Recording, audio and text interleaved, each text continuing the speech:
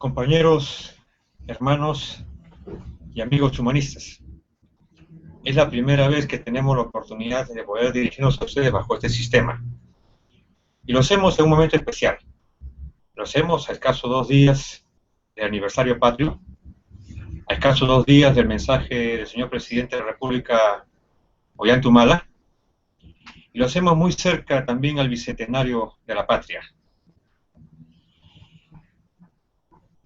Vivimos una coyuntura especial que venimos arrastrando lo demás a lo largo de muchos años. La poca credibilidad que tienen los peruanos con respecto a su clase política. Hemos estado fallando. No hemos podido recuperar con la democracia el fortalecimiento de los partidos políticos. Desde la experiencia del expresidente Fujimori, poco hemos hecho los partidos políticos para corregir errores del pasado y mantenemos todavía, lamentablemente, las mismas prácticas donde los partidos se vuelven una especie de centros o empresas de negocios y no se transforman en herramientas útiles para la transformación de la patria. Lejanas las experiencias del inicio de la nación peruana con Pachacútec o el esfuerzo que pudo hacerlo Velasco Alvarado, lejanos la generación del 900 con Javier Prado, con Víctor Andrés Belaúnde, con Ribagüero, lejano Mariátegui, lejano Ayala Torres. Poco a poco, la clase política en el Perú se ha ido desprestigiando porque se entiende muy poco ahora lo que significa hacer política. En esas circunstancias, hace 12 años, nació en el norte del Perú el Partido Humanista. Y nació como una herramienta no de conflicto, sino nació como una herramienta, como un instrumento, como una institución de ayudar al Perú a salir adelante. Y en esos 2 años que tuvimos, o que tenemos como movimiento regional y como partido, y tan solo 2 años como partido político a nivel nacional, creo que hemos hecho muchos esfuerzos para poder darle gobernabilidad al país durante la experiencia o el gobierno del presidente Alejandro Toledo, luego la del presidente Alan García, y hoy hacemos esfuerzos para poder ayudar al gobierno del presidente Humala sin ningún cargo, sin pedir algo a cambio, solamente poner todo el significado de los que significa el Partido Humanista en sus estatutos, en sus principios que son fundamentales en su propuesta programática. Pero nada ha sido fácil. Todavía hay incomprensiones, todavía existe celos en muchos sectores que piensan que cuando uno hace las cosas desinteresadamente, está buscando algo. Por eso que le decimos a la base humanistas, sigamos en esa conducta. Nacimos en la pobreza, porque somos el único partido en una pobreza casi absoluta, que sin embargo ha tenido la oportunidad de tener 2 veces el gobierno regional, de tener alcaldías, de asumir el Congreso de la República, de tener consejeros regionales sin ponernos a gastar cantidades ingentes de dinero y sin depender absolutamente de nadie. ¿En qué circunstancias nos encontramos hoy? Un país que no cree en los políticos, un Congreso de la República que intenta hacer las cosas bien, pero cada vez hace peor. La última mala experiencia fue el intento de nombramiento del Tribunal Constitucional, Defensoría del Pueblo y miembro del Banco Central de Reservas, alejados del sentimiento de la población y que tuvo una respuesta inmediata de ellos y torció el brazo a los partidos políticos que no quieren escuchar y que no quieren entender que las cosas no pueden ser como el pasado, como el pasado cercano. Un ejecutivo que ha seguido la política económica desde el presidente Toledo, que fue medianamente exitosa, pasando por el presidente García, que se sumó a lo que hizo el presidente Toledo y también fue medianamente exitosa, y hoy día la del presidente Humala, que sigue con el mismo curso económico, que permite 2 cosas. Cuando yo digo medianamente exitosa es porque tenemos por un lado un crecimiento extraordinario que ha puesto al Perú en la vitrina, un crecimiento que permite a los empresarios y a las clases medias altas y medias a sentir que este crecimiento les ha permitido mejorar sus condiciones de vida. Pero digo a medias porque justamente las clases medias bajas y los pobres no sienten este mejoramiento en economía, porque seguimos con este modelo primario exportador, donde juega un rol muy importante la minería, donde juega un rol importante la agroindustria, y donde se desarrolla lo que es la construcción, especialmente, y lo que significa el mercado de ventas, de negocios, de construcción, lo reitero. Pero, ¿qué pasa con el mundo rural? ¿Cuánto se ha desarrollado el mundo rural? ¿Cuánto los campesinos que tienen el 80% de la propiedad de la tierra se han visto beneficiados con este desarrollo económico? Y lo diremos casi nada. Hoy la mayoría de agricultores del Perú tienen que vender sus tierras, tienen que rematar sus tierras, porque como producto del clima, del cambio climático, como producto de la ausencia de un banco promotor, como producto de falta de niveles para poder hacer comercialización, es que los agricultores hoy pasan por situaciones complicadas. Amén, que no hay carreteras para ellos, que no hay electrificación para ellos, que no hay manejo adecuado del agua para ellos, y que por último no tenemos las ciudades ecológicas que alguna vez planteó el Partido Humanista. Entonces, visto de esa forma, sí, nosotros decimos hay un manejo económico interesante, pero que no permite el desarrollo de todos, sino que permite el desarrollo solamente de un sector. Y nosotros apostamos por la inversión privada, tanto nacional como extranjera, pero desde la perspectiva de una inclusión que permita también el desarrollo, lo reitero, del mundo rural y de las clases medias.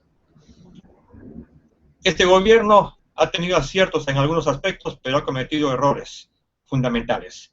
Es un gobierno que nació con calor popular, que logró el éxito en el proceso electoral porque tuvo las grandes mayorías, tanto del sector D, E, incluyendo el B y el C, y sin embargo hoy en día su base social es casi nula. Ha perdido el apoyo popular por un equivocado manejo de las relaciones con la población. Por ejemplo, en la ley de servir, que es un proyecto interesante para poder modernizar el Estado, para poder darle mayores probabilidades de desarrollo a la administración pública, sin embargo se hizo de una manera muy vertical, sin el diálogo necesario, a espaldas de los trabajadores, y se creó la desconfianza. Esa ley no es mala, hay un 70-80%, pero hay 2 o 3 o 4 artículos que bien podrían modificarse y todo estaría en calma. No fue así. El gobierno que se equivocó en el servicio militar obligatorio, recordando viejas épocas del pasado, donde lo que tenían que hacer el servicio militar eran los hijos del pueblo, los hijos rurales, lo que llamamos o lo que llamaban comúnmente en el pasado los indios, ¿no es cierto?, del sur andino, aquellos que no tenían plata al servicio militar obligatorio. Y los hijos del sector A y del sector B, los que tenían plata, podían obviar el servicio militar. Ese fue un segundo error que demostró una falta de olfato del gobierno y demostró además que el discurso para las mayorías fue un discurso que no fue lo suficientemente honesto. Un tercer gran error de este gobierno ha sido no impulsar el proceso de centralización y regionalización en la profundidad que se requiere. Hasta ahora los gobiernos regionales siguen reclamando un punto fundamental para que el proceso tenga las 4 patas de la mesa, que es la descentralización fiscal. Y existe además un divorcio entre el Ministerio de Economía y los gobiernos regionales y los gobiernos locales, en la medida de que se comportan exactamente de la misma forma que se comportaba el Fondo Monetario Internacional con respecto a los países deudores o países del tercer mundo. No se entiende todavía cómo, teniendo los municipios deudas tan grandes que se vienen arrastrando hace 20, 30 o 40 años, no son capaces de entender de que hacía falta una reestructuración de la deuda para hacer que estos municipios puedan volverse sujetos de crédito. Al problema de la ausencia de la reforma, de la modernización del Estado, se agrega otro problema que es uno de los principales, el tema de la inseguridad ciudadana, que está atravesado por 2 problemas. El problema de la industria del crimen, que cada día se acelera más, que cada día se profundiza más. Hoy en día no se respeta absolutamente ni a la familia, ni a la policía, ni a nadie, y los delincuentes pues están armados con armamento moderno, mientras nuestra policía está en condiciones completamente desventajosas. A esta industria del crimen se le suma lo que significa el narcotráfico y el terrorismo, narcotráfico que está atravesando todas las instituciones del Estado y terrorismo que está sentado en el Brain, pero que comienza a tener presencia en algunas otras localidades, en alianza con el narcotráfico, ciertamente, y que se está haciendo muy poco para poder combatirlo porque los peruanos no estamos unidos. Un tercer problema, y que es gravísimo también, que todavía no ha sido atacado en la magnitud que se quiere, a pesar de los esfuerzos que puedan hacer los gobiernos, es el problema de la corrupción. Hoy en día está cuestionado lo que significa el problema de las castas o el tema de las castas del gobierno del expresidente Toledo, el problema que tiene el expresidente Alan García con el tema de los narcoindultos y algunas denuncias que existen ya contra este gobierno en algunos ministerios. Nosotros los humanistas no estamos diciendo de que necesariamente estos tres personajes o estos tres presidentes, sin hablar todavía de lo que significa el gobierno de Fujimori, sean absolutamente responsables las cabezas de los partidos o los presidentes. Pero lo que no cabe duda es que hay responsables y no queremos mirar quiénes son. No hemos tenido la capacidad, las instituciones como el Ministerio Público, como el Poder Judicial, el propio Congreso de la República, de poder presentar y poder las acusaciones respectivas con la prueba respectiva para poder sancionar. Es decir, seguimos en la política del borrón y cuenta nueva. Y un cuarto problema, y lo digo con la misma fortaleza que le hemos dicho siempre, el desarrollo del país se ha decidido siempre en los últimos años por la minería, exclusivamente por la minería y por la agroindustria. No hemos sido capaces de desarrollar agroindustria. No hemos sido capaces de desarrollar industria nacional. No hemos sido capaces de comenzar a fortalecer lo que significa el esfuerzo más grande de los peruanos en su desarrollo económico, la pequeña y mediana empresa. Los últimos gobiernos trabajan con los grandes empresarios, trabajan con las grandes empresas mineras, pero no son capaces de tender puentes al pequeño y mediano empresario, que son los que dan casi el 70 o 80% de la mano de obra a los peruanos. ¿Qué aspiramos como humanistas? Aspiramos a que el Perú pueda verse transformado, donde los que menos tienen puedan tener capacidad de transformar su vida y pasar de la pobreza a ser clase media, pero no ser una clase media que se va a quedar en el tiempo, sino de ser una clase media emergente.